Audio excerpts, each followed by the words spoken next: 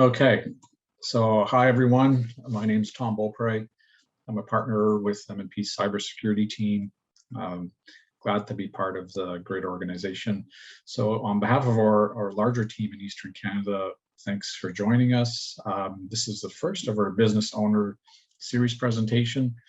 And the intent of the monthly webinar is, if you can make all of them, is to kind of navigate through challenges and opportunities that all businesses are facing, and to offer some insights from some of our subject matter experts.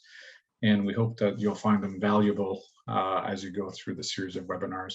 So for the first one, to kick things off, we're going to go through on a subject that's making the news, very topical, and our clients are consistently telling us that it's one of their top concerns, if not priorities. And the idea is to kind of avoid a cybersecurity crisis from impacting your organization. So I just want to share a little bit about MNP, who we are, for those of you who don't currently work with us or haven't been exposed to our firm. So one of the leading accounting, tax, and business and IT consulting firms in Canada. We're truly made in Canada business, formed in Brandon, Manitoba, more than 60 years ago. We now currently have offices across the country, about 120 and counting. And our approach really is to offer personalized services to firms and individuals, entities working in various sectors across Canada. So really, we're operate locally like you do. We live and work in the same communities. We like to commit to supporting those communities as best as we can, and the successes of companies. And the idea behind these webinars is to kind of help you to navigate uncertainties, do some of your planning, and kind of hopefully protect you from cyber threats. So I'll do a brief introduction of Danny. So Danny is our national cybersecurity leader. He's a member of our MNP digital team, which is basically all things IT. And as well, Danny has been in the sector for more than 20 years, which is pretty rare. One of the early starts, I guess, in terms of focusing on cybersecurity. And he leads a pretty large team that's based across the country as well, mainly in the larger urban centers. But recently, of course, with everyone working remotely, we basically have people working across the country, so not just the larger centers. And basically, the format is we're going to have Danny do the presentation, and then we'll open up the floor to questions. Of course, you can always chat and add questions in real time, and we'll just basically answer the questions at the end. So without further ado, the star of today's session, I'll hand it over to Danny.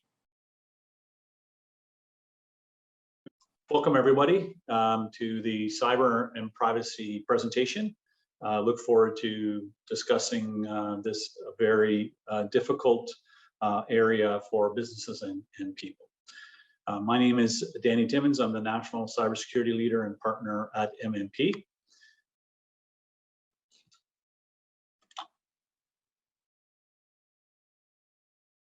So today my goal is going to talk about cybersecurity, an overview. I know that many of you know what cybersecurity, you've heard of cybersecurity. I'm just going to spend probably 5-7 minutes on that area, just kind of touch base with that. Most of my focus is going to be on the cybercrime tactics and techniques that are out there today. And as you will see, it's very wide and very deep. How these things happen.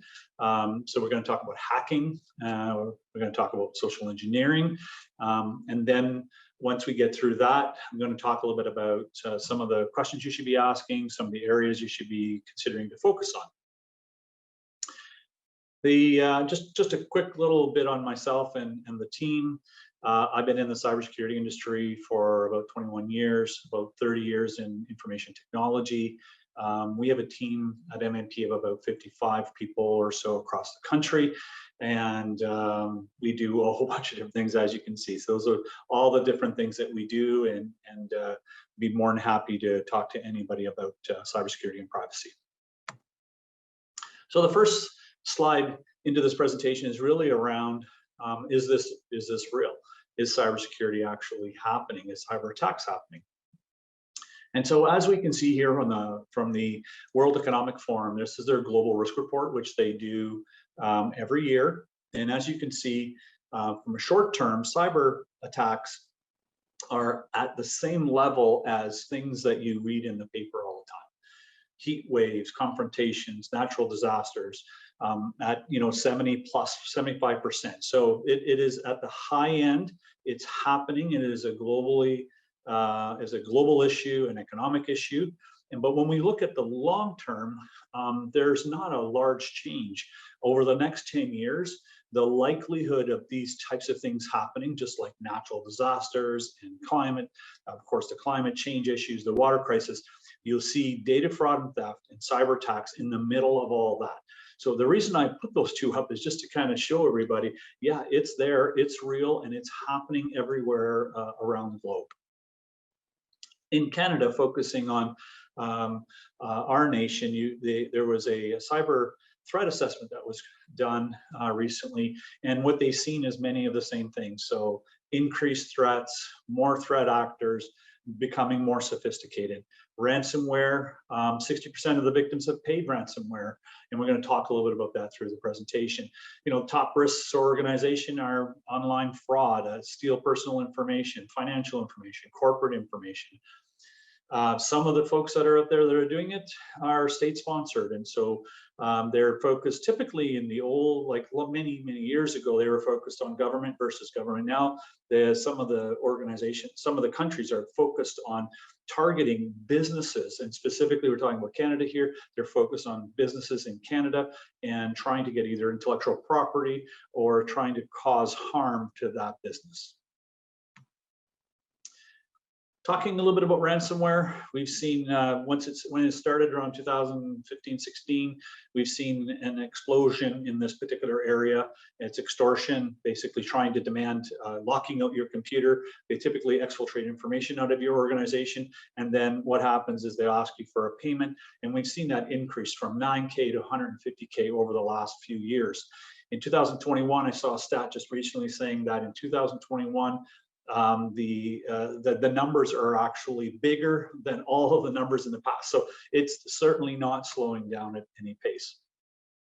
Going to talk a little bit about who are behind cyber attacks. So maybe sometimes you wonder, who are all these people doing these kinds of things? So there is a possibility from an insider threat perspective. So on the bottom half of this slide, you'll see business employees. So why business employees? What could they do?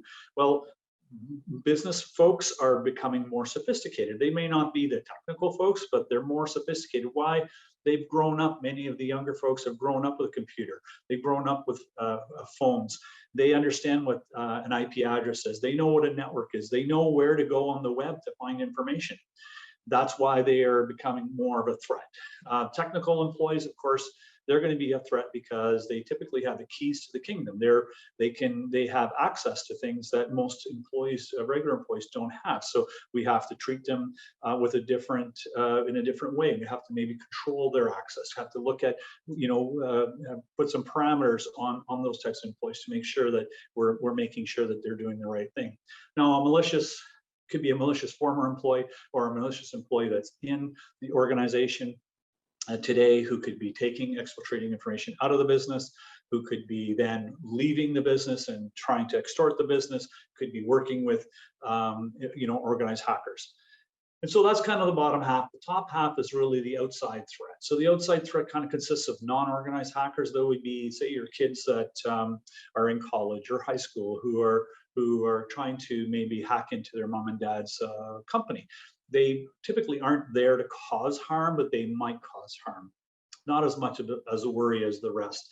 Organized hackers are focus groups that are focused on financial gain. So they're looking to how can we make money by exploiting a particular organization and trying to see what kind of cyber attacks we can launch. Nation states are typically focused on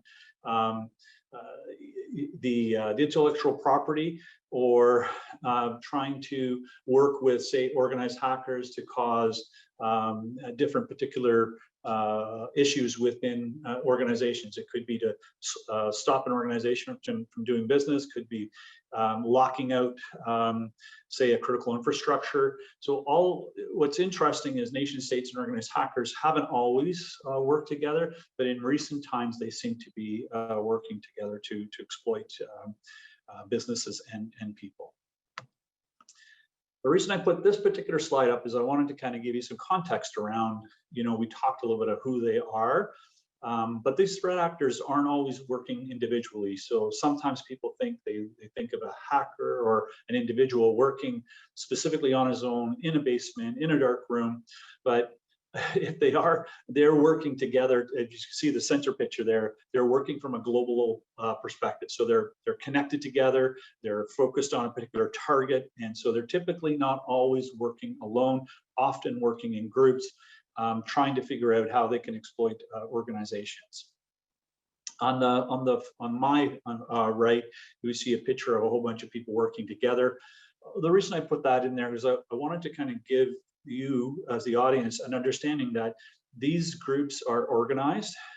They're much more sophisticated than you might realize, and so they work very similar to a regular business. And so they would operate, they have targets, they know who they're going to pursue. They kind of have people, the development team developing maybe some type of malware and exploits. They have another team that's focused on trying to figure out what the best targets are. And so they're sometimes much more sophisticated than people recognize or realize. So that's a little bit about what's happening and who are those people that are doing these kinds of things. So when we get into what's hacking, so when we talk about hacking, I know these are sometimes, depending on the audience that's listening, some of these words may be things that you haven't heard before, but I know you've heard what vulnerability is. So you talk about a vulnerability in a software or hardware. It's something that typically you will get, let's say, for instance, you open up your computer, something comes up, says, hey, we want to update your software. Typically in that bundle is security patches, and it really what it's focused on is those vulnerabilities that have been discovered. So that would be considered a technical vulnerability. Now, what happens is if that vulnerability isn't patched and isn't updated properly, there could be an exploit that is developed to actually break into that vulnerability. And so that's hacking 101, basically exploiting technical vulnerabilities. Now, they don't do it with permission. As we would, as an example, if we're doing ethical hacking, we would basically ask the client, could we, test this particular network or application, and then the permission would be given. Then we would do the same thing. We would try to exploit those possible technical vulnerabilities that an organization might have if they weren't doing some of the things that we'll be talking about through this particular presentation. Why is it so easy? Just like I said, maybe not testing their systems enough and trying to see if there are vulnerabilities, because some of them could be human error, but not patching those vulnerable systems that are there. And the other area that we don't talk enough about is discovering the breach. So we don't have sometimes the capabilities of discovering that a hacker is actually in our systems. It always starts with a vulnerability. I know I talked a little bit of vulnerability, but what I wanted to show you, and again, it's Microsoft. Everybody knows Microsoft is not picking on them. Every single software, every single hardware will at some point in time have security vulnerabilities within their systems. And so they're constantly updating and making sure they're closing those vulnerabilities so people can't exploit them from the outside. So that's why it's important to keep up with the patching. Just another Cisco, just kind of showing you that you can go to any manufacturer that's out there that does software and hardware, and you will find known releases that are out there for patching security vulnerabilities that their systems would have. And so this is just another example of, if you didn't patch this, somebody on the outside, a hacker, if they did a scan and knew that you had this particular device, they could find a possible exploit that a tool who has an exploit that could actually get into this system. So very important, and we'll talk a lot about that, is around patching your systems and making sure that they're updated. So kind of just switching off a little bit just about what a hacker could do. So a hacker, if they get into your organization, they might start now sniffing some of the traffic, as the term is, looking at what the traffic that's going by, and they might pick up what's called a hash. Now, a hash is encrypted, so you can't really tell that it's like password 1 is 58350, so on. You can't really, you wouldn't know that that's actually password 1. But what I wanted to show you is the reason why it's important to have passwords that are a little bit more difficult is because we have a device, the offensive security team calls it the Hashinator, based on, I guess, the Terminator. But this kind of device would be definitely in the arsenal for a cyber attacker, right? They would have these kinds of tools and systems that we would have.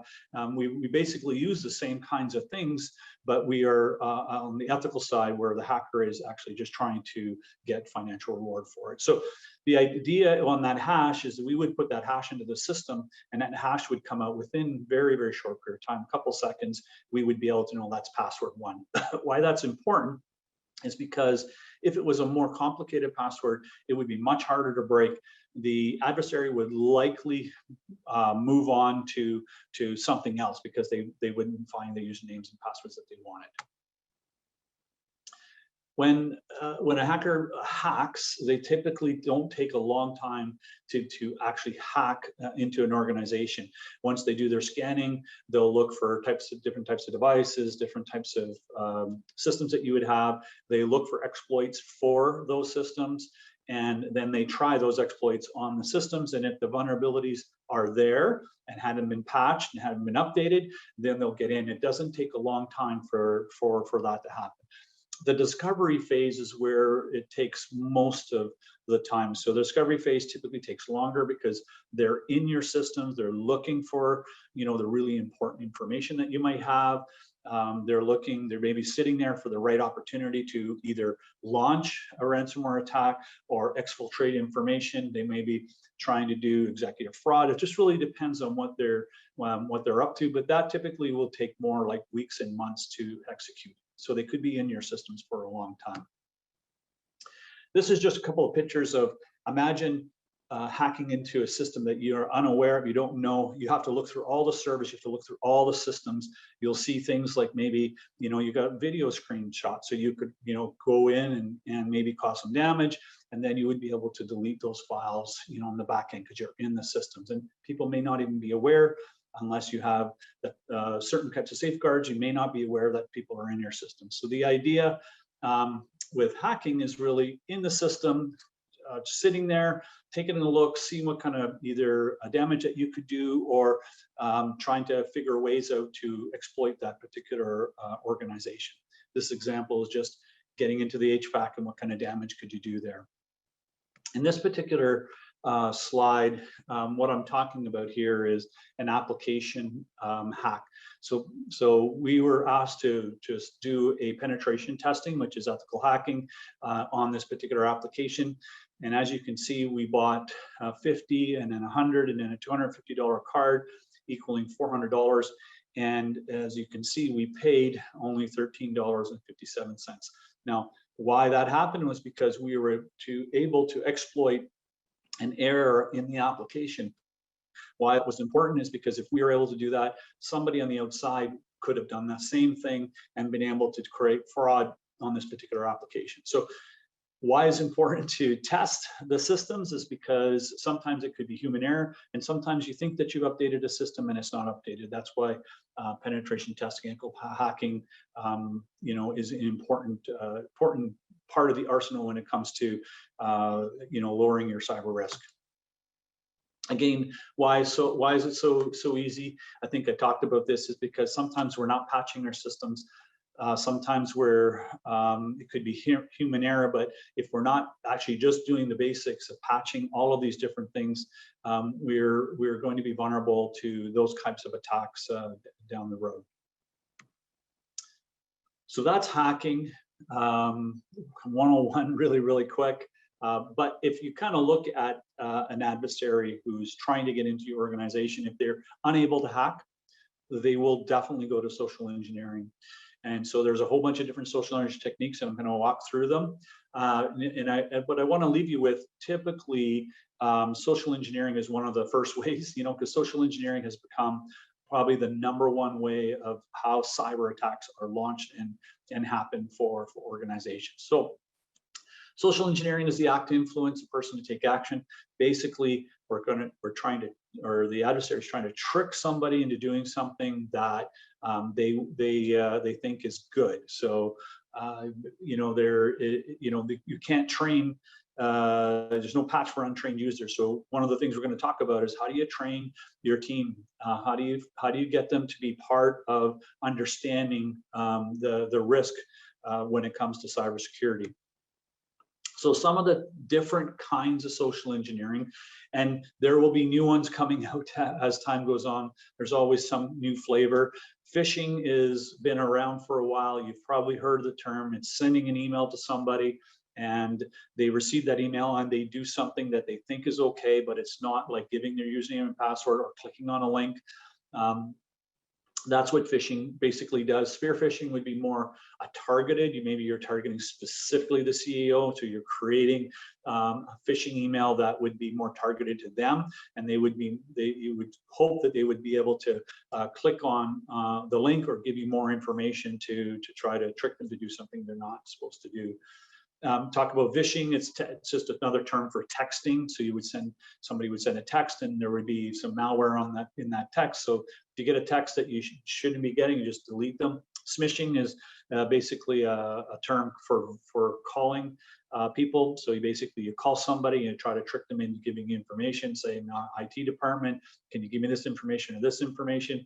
Impersonation is trying to be somebody you're not, kind of maybe walking through the back doors, walking through the front door behind somebody, and then trying to find a soft area in the business so that you can try to connect to the business or the network on that business and see what you can do and try to get information or try to get user access to different areas while you're there when you're not supposed to be there.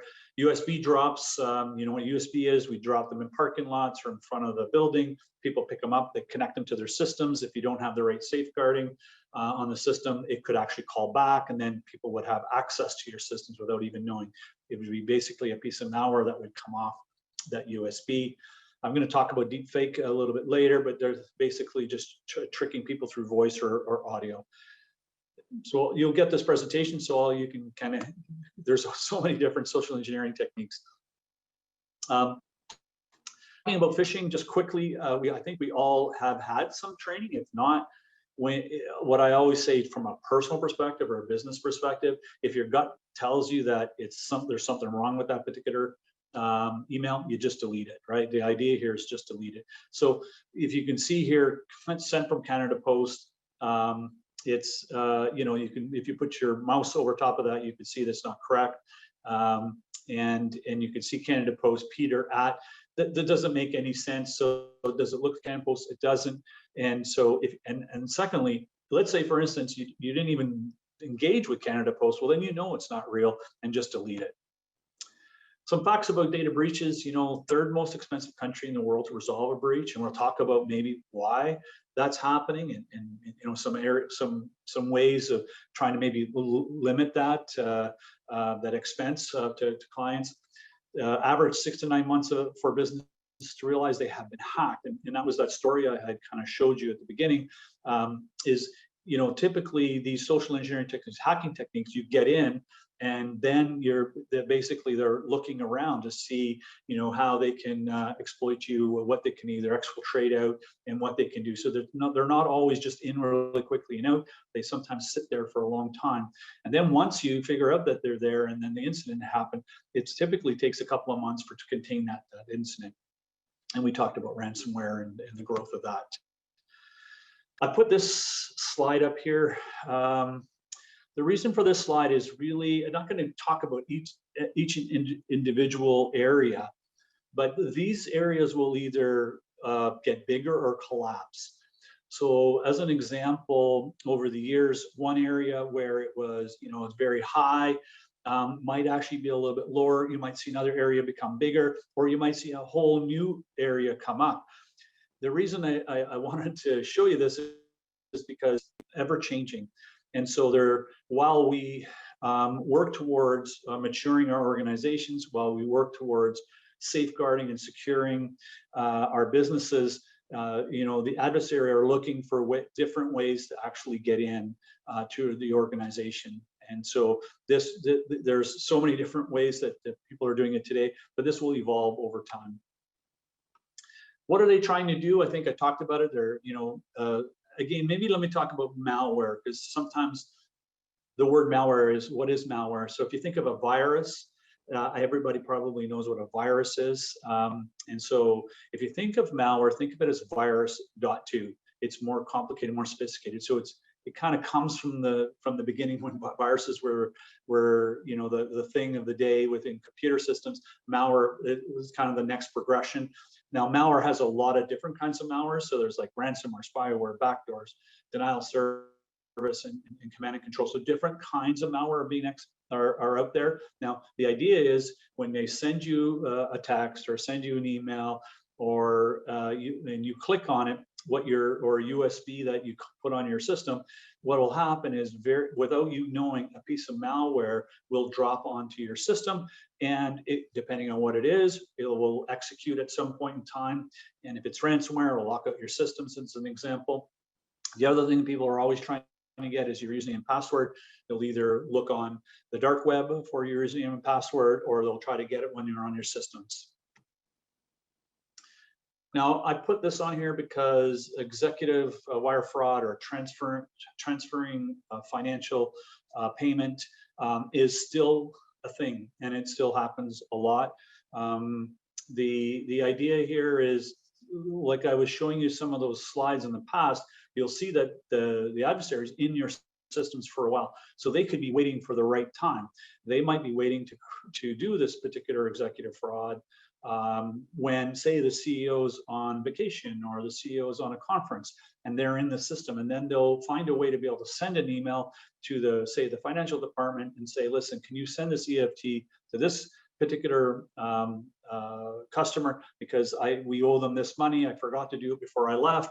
And if you don't have the right safeguards in place, you could lose X amount of dollars that these things happen. And they're still happening today. We see it quite often.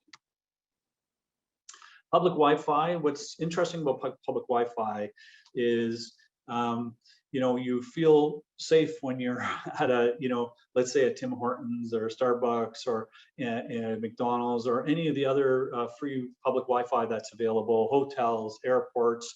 I know that COVID has kind of shut us out of that a little bit, but we're slowly coming back. And those public Wi-Fis will be there. The important thing to recognize is it's public Wi-Fi, it's not secured, and it's not your network. Even if you have a VPN, depending on how the VPN is configured to your office, will really depend on what how safe the transaction can be. And so the idea is, especially if you're not doing anything through VPN, just make sure that you're not doing anything that could be very sensitive. If it's personal, like, or something of that sort, because it's possible for people to look at that traffic on that public Wi-Fi.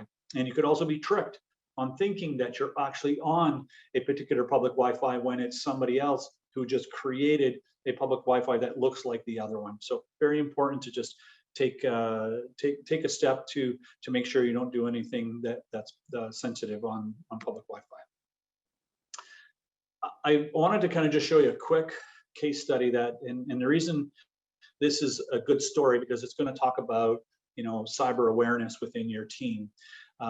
When we do phishing campaigns, there's like level 1 to 4. 4 is much more complicated phishing campaign.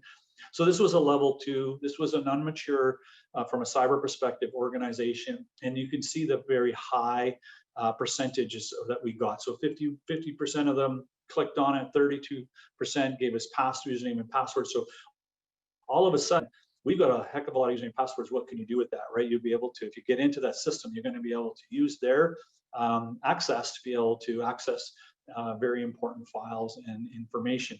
Now, let's just say that they were more mature, and you only had, let's say, 10% or 5% people giving passwords. Still, 5% means 25 employees you would have on their username and password. So the idea is to teach users that it's very important to not give out this kind of information when you're not sure where the email came from. So just have to take that extra step to make sure that that email that you're getting is a good one. One of the trends that we're seeing in industry is that the cyber attackers are now working with insider threat, I guess you can say, in the people on your teams, that they'll try to convince them to help them launch, say, a ransomware attack, as in this example, and they'll say, we'll pay you X amount of dollars if you do so. So as an example, let's say the insurance will pay $1 million for the ransomware, and they'll pay them 10%, as an example, says 40% to you.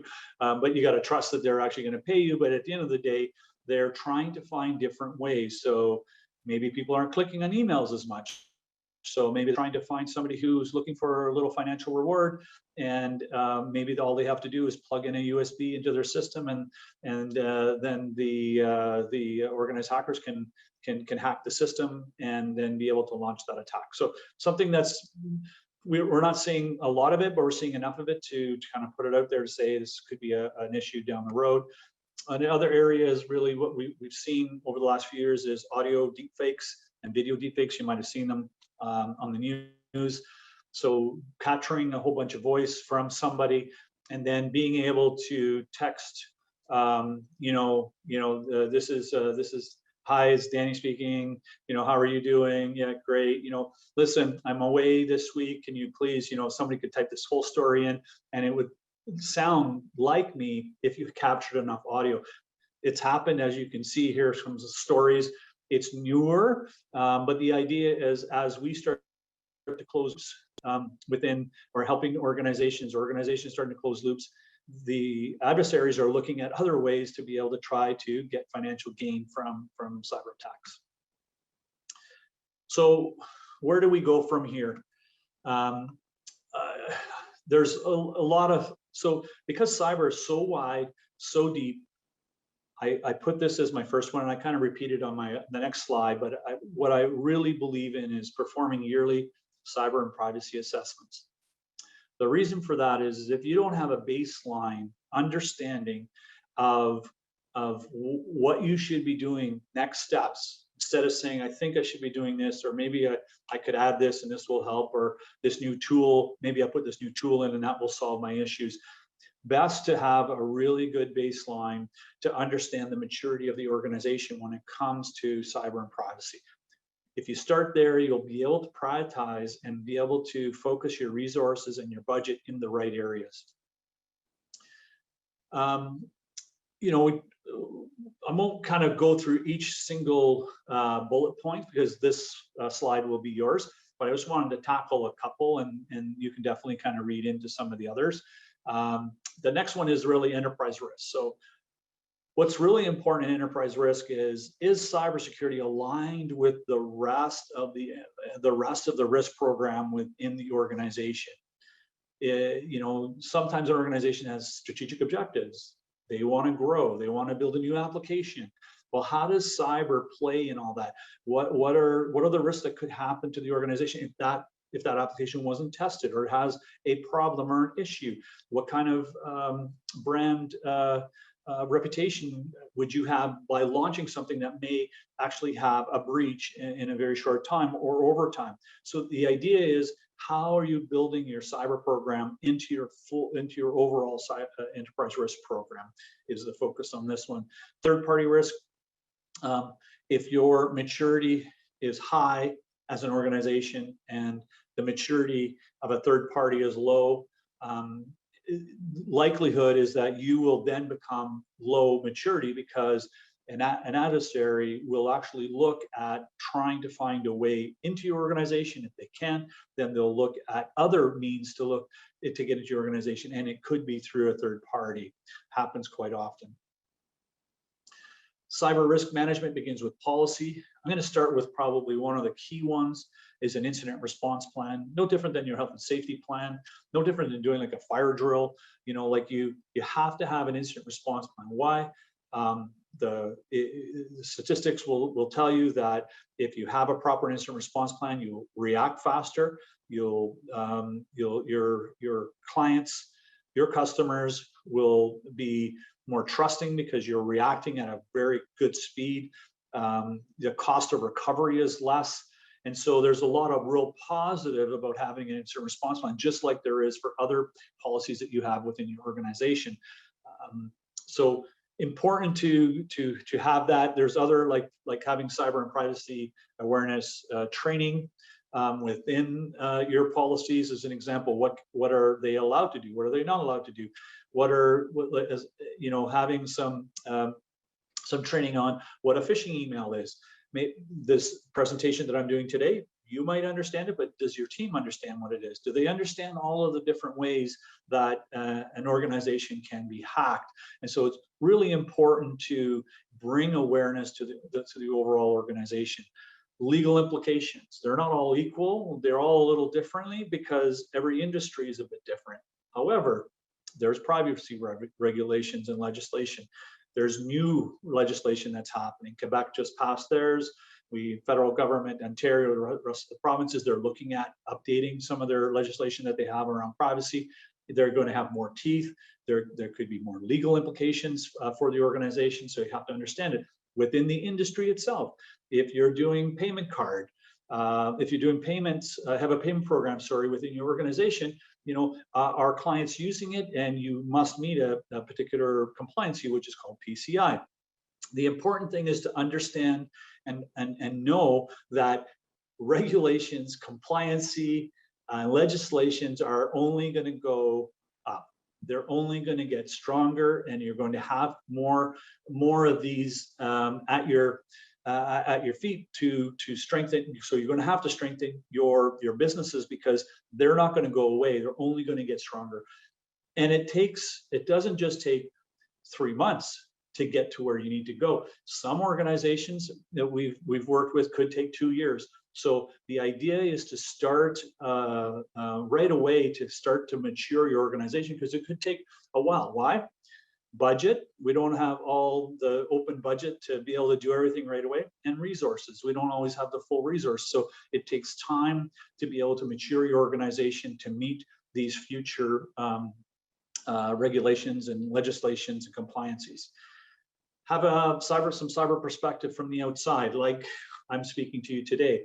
Have some experts discussing on a regular basis. We have like a program called the vCISO program, which if you don't have a CISO in your organization, you may want to have somebody on a quarterly basis or a monthly basis kind of just be able to kind of sit down with you and talk to you about the things that you should be focused on and how to operate a cybersecurity program within your organization. Flipping to the next slide, I'm just going to go through some considerations that you may, depending on where you sit, if you're on the security side, IT side, or if you're on the business side, you may want to just ask these questions too. So again, we talked about health check. It is the number one thing I think clients should be considering. It is a way for you to determine where you should put your focus on your budget and your resources.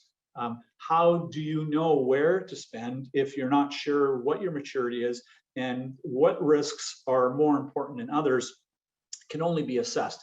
And so that's a really important first step, especially with the future of what's happening with regulations and legislation. Implementing appropriate cybersecurity safeguards. So as an example, have you considered threat detection, artificial intelligence that can help your organization? One of the things that we provide is, you put a whiteboard up and we talk about your safeguards and how they're operating together. Sometimes we find that some of the safeguards aren't actually configured correctly, or they're actually shelved. We thought we were having working, but it's not working because there's so many different tools that has been purchased over the years, and some of them are working, some of them are not. So the idea is to just make sure that those safeguards, defense for the organization are operating at the optimal capability. Are you testing for potential exposures to vulnerabilities? So we talked a lot about this when we talked about hacking, but on the ethical hacking perspective, that's what an organization, say like ourselves, would do for an organization. We would look at testing your internal or external networks. We would test your applications, both mobile and web, just to see how they're operating. Are there high or critical vulnerabilities that would be easy for an adversary to be able to exploit and get into the organization? So important to be doing these tests at certain parts of, if you haven't done them, it'd be good to do them once.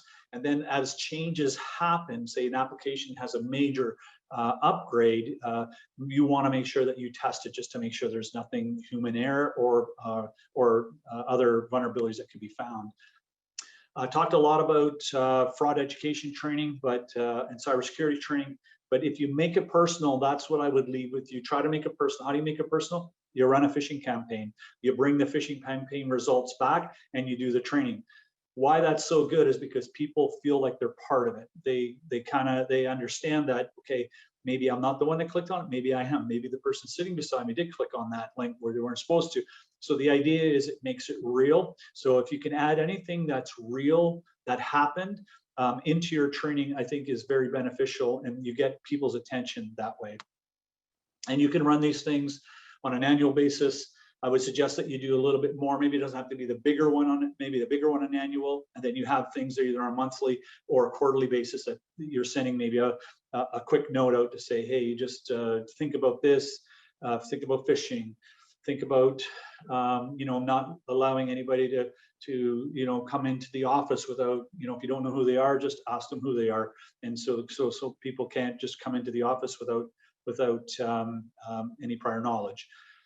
Having access to leadership around cybersecurity, or leadership having access to expertise. I think I talked about that one. Why that's important is because it's important to have sometimes, especially at the beginning or the middle part of when you're maturing your organization, having people help you direct and having a second set of eyes on where you're going.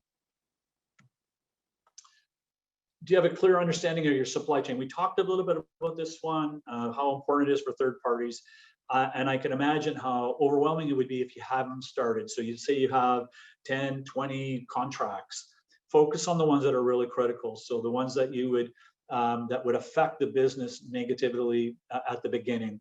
So it's hard to start with all 20 at the same time. But if you start with the ones that could hurt the business, that would be where I would start. Start with the critical contracts, and then focus on making sure that they're doing all the right things to protect the business, to protect your business, and protect the information that maybe that they have of yours.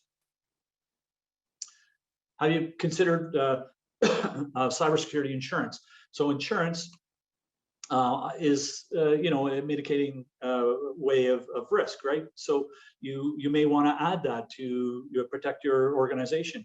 Now, the important piece is, inside of that policy, what does it say? Does it say that it covers everything from a cyber breach, or does it say that it covers certain things with certain amounts of dollars to be paid out on certain kinds of cyber attacks? So it's really important to understand your policy and understand, what you've paid for.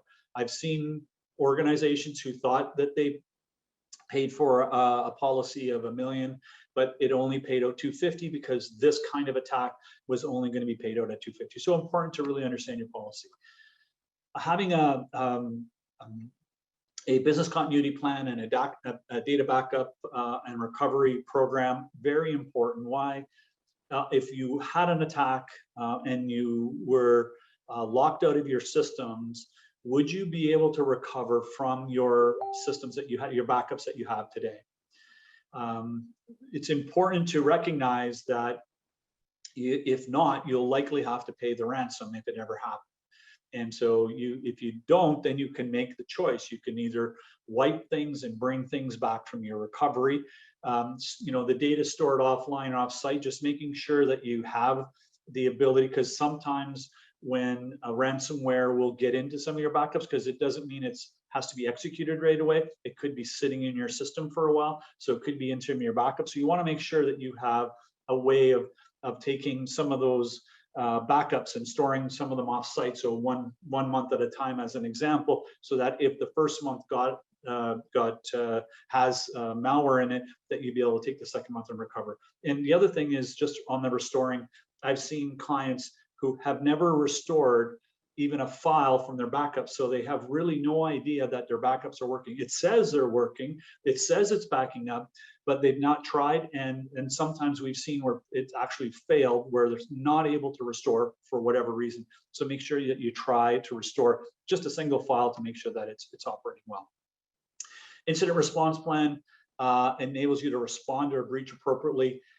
Like if it happens and you don't know who to call, MNP, legal, communication expert, like you have to have all your ducks in a row, as they say. Very important to react to a breach. From the outside, the quicker you react, the more the more people trust you. And so it's really important on that particular perspective.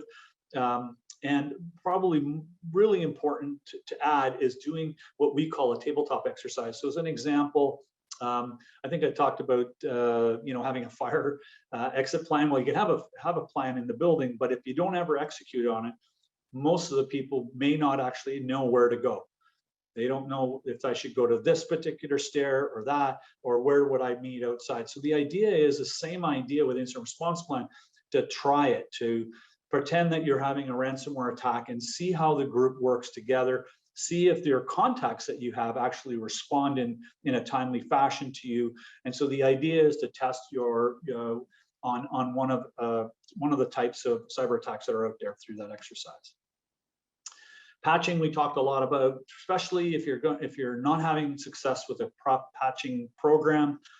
Focus on the critical assets first and foremost, and within that 30-day window, get those ones done, and then focus on the other ones over time. But really important to make sure that the critical assets are patched properly. Do you have a strategy on how to handle shadow IT? Shadow IT is real applications. People, will download an application because they want to use this tool, but they may not understand that first off, the IT group has only sanctioned so many tools, and you're downloading something onto your computer that you don't know if it could cause a breach or cause a problem for the business. So just understand when you're downloading stuff, you have to really recognize that, is it safe or not safe? And so you should talk to your IT group. Have you deployed privileged account access? Why that's important, we've often seen when we do our testing that there are multiple passwords, easy passwords.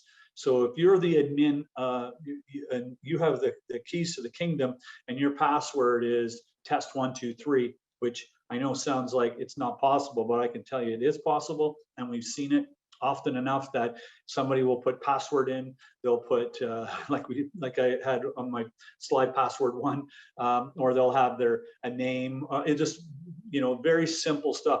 Just understand that the people that have privileged account access are the ones that have the keys to the kingdom. You need to not have too many people have that access, and also make sure that they maybe have a 2-factor authentication attached to those particular account, those privileged users. I wanted to talk quickly around insurance, because this is what you're going to see in the future. This is from an insurer. This is new to 2021. I mean, when I say new, this is where the insurance industry is going. They're not going to say, hey, well, we'll let you go on this one or that one. They're basically saying, either have this as a minimum, or we can't give you insurance. So multi-factor authentication, utilization for privileged access, which I just talked about, disaster recovery, phishing program, an email filtering system, strong financial controls, ensure third parties meet the same risk as your control thresholds, right? So the idea here is they're basically saying you need to get your maturity at a certain standard for us to give you cyber insurance. Be prepared, as this is the insurance industry. Be prepared for privacy to demand the same thing with the new legislation. and there will be ramifications if they're not met on that side. Look at your own industry. As an example, we talked about payment card. You know, if people are coming into your business and actually doing transactions over credit card, you need to meet a particular compliancy. And so the idea is these regulations and compliancies and legislations are only going to increase in standard. So now they may have a guideline. In the future, it will be you have to meet. So the last two slides quickly are around personal cybersecurity. I sometimes, when I have larger groups, there's not always a sense when I'm doing these presentations that it could be, you know, IT professionals. It could be a whole bunch of different folks. So a lot of the things that I'm going to talk about here on the checklist, and not saying this checklist is everything, but it'll give you a good idea of how you should be protecting yourself. A lot of them are the same kinds of things that we would do in a business. So trying to have strong passwords, try to have a minimum of 12 characters. Even, you know, if you can only do 8, just do 8, but make sure they've got either capital, lowercase, special characters, numbers, things to make it more difficult for somebody to, like, you know, you saw the hashinator box that we were able to crack passwords really easy when we get those hashes. So make it harder on the people that are going to try to exploit you. So update your systems. We talked a lot about that. It's just as important for a business. It's just as important for you to make sure you're updating to the latest software, because they almost always have security updates within those patches. Run antivirus and anti-malware, very important. Back up your systems, local to cloud or offsite. Just find a strategy. The little hard drives they have today that you can connect through USB are, you know, maybe $100, and they have like 5 terabytes. I mean, they're pretty reasonable, and you could update that and keep that on the site. If by chance you were ransomed and they locked out your systems and you had all of the important data, you could wipe your system and come back and not have to pay. So it's important to have these strategies within your personal life. Firewall, I know it's not everybody could afford it, not everybody knows how to actually operate it, but if you could, it would be advantage to have that. Have your computer or mobile set to auto lockout. I think most people are doing that today, but just important to make sure that if you're open, say at a cafe, and you move and you do go to the washroom by yourself, you know, that it locks out automatically, or you lock it out, or you have your phone on auto lockout, because it's not hard for somebody to grab it and then they are into your system. Don't click on something you don't know. We talked about that from an email perspective or text that's happening more often. The reason why, very well explained, you know, you could be dropping a piece of malware onto your system. Don't add people to your profiles. I know that's not always easy because you don't know who they always are, but important to make sure that if you are adding people, that you have a reason to add them, because it is a strategy from a social engineering perspective to try to get in somebody's say social network like LinkedIn or Facebook or so on, to get to know who that person is, to drive a phishing email to them. So just understand that these are some techniques that are used. Sensitive browsing should only be done from trusted networks. So again, if you're on a public Wi-Fi, you may not want to do banking. It's probably not in your best interest because you don't know if it's a safe public Wi-Fi. Be wary of phishing and social engineering attempts. I think we talked a lot about this one, but just from a personal user, if you get emails, if it doesn't look like it's somebody that you're supposed to be sent to you, just delete them. You're going to get lots of them. Just delete them. If they really want to get a hold of you, they'll get a hold of you. VirusTotal is a program that you might be able to use. It validates files for you. So you have a file, don't open it up, and then VirusTotal will kind of walk you through what you need to do. You would copy it into this tool. This tool would bring it up to the cloud, open it, and see if it's got malware or not in it. URL blocking kind of comes along with a firewall often, but the idea here is it can block those sites that have malware attached to it. There are certain sectors of the web that have more malicious stuff on it than others. So then URL blocking would kind of stop you from going there. Using legit software. If you don't have legit software, you're not getting the updates. And so if you're not getting the updates, then your systems are likely vulnerable. Two-factor and two-step verification, why it's important. As an example, we talked about LinkedIn. Now, when you first log into your LinkedIn for the first time and using two-step verification, it's going to ask you for a code. You put it in. You won't have to do it again unless your system changes.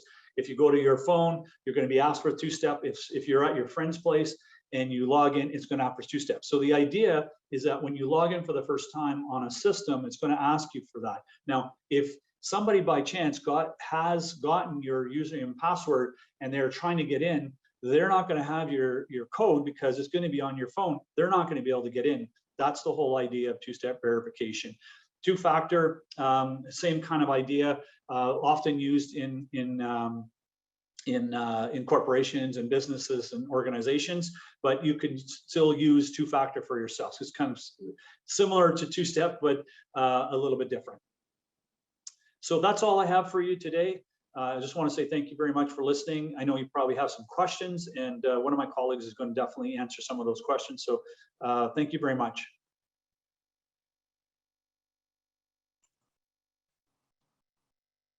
Perfect. Thanks, Danny. I've been feverishly answering questions as they've been coming in. So definitely were a number of them. Hopefully I've answered most of them. But if I have not, I think we can take some live questions, but I'll just kind of go through a last few questions here that I haven't answered. Yeah, maybe I'll just take one here, one of the ones that I haven't answered. So firewall versus VPN. Really, I mean, they have similar functions, but slightly different. So I think if you're just looking to protect your organization, obviously you need a firewall to protect scanning from the internet and really limit what the external world can see. So that's really the intent of a firewall. The VPN can be used a couple of ways. So it can be used for connecting your offices. So if you have multiple offices and you want to ensure secure communication between them, then usually that's done through a VPN. And the VPN can be implemented either through a dedicated VPN solution or through a firewall itself. So, the two kind of converge. But most important, I would say, if you're trying to protect your organization from the outside, you should really implement, like Danny said, the two-factor or the multi-factor or the two-step. There's a couple of ways of talking about it, but you really need to kind of make sure that that's implemented. And you see it now with even Google and Apple kind of providing that capability right in the client, Microsoft as well. So, the clients are free. It's just a matter of just implementing it and just setting it up. So before you get access to your corporate network, you should definitely require two-factor authentication. So your password plus some sort of code on your mobile device. And same thing, even within the network, if you've got something really sensitive, there's no harm in asking for that again. And that's actually a common practice in, say, the financial services sector. So before you get access to, like, say, a large database that has all of your client information, you again ask for the two-factor to be presented. So it just kind of gives it an extra layer. So hopefully I've kind of answered that one. Let's see, there's another one. If we want to customize some trainings, I think I answered the training piece. I believe the transcript is also going to be available. I'm not sure exactly when, but for sure it's being recorded. So I presume it's going to be available somewhere down in the next couple of days.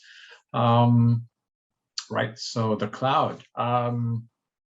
I partially answered the cloud. I think the cloud really, it can be very secure. It certainly is encrypted and usually has a lot of scrutiny. So, most of the big providers, Google, AWS, Google Cloud, even IBM Cloud, they certainly have a lot of assessments being done from a security perspective. They've got various security controls. Nobody's perfect. These are complex systems. Attackers are trying to get in there all the time. So the data for sure is encrypted. It's protected. There's a lot of controls built in. So from a availability perspective, you can get access to your data almost all the time. Very rarely do they go down. The data is encrypted. So the challenge there is just making sure that nobody has access to your data. So the same rules apply. So if you have, like, I think somebody asked about Dropbox.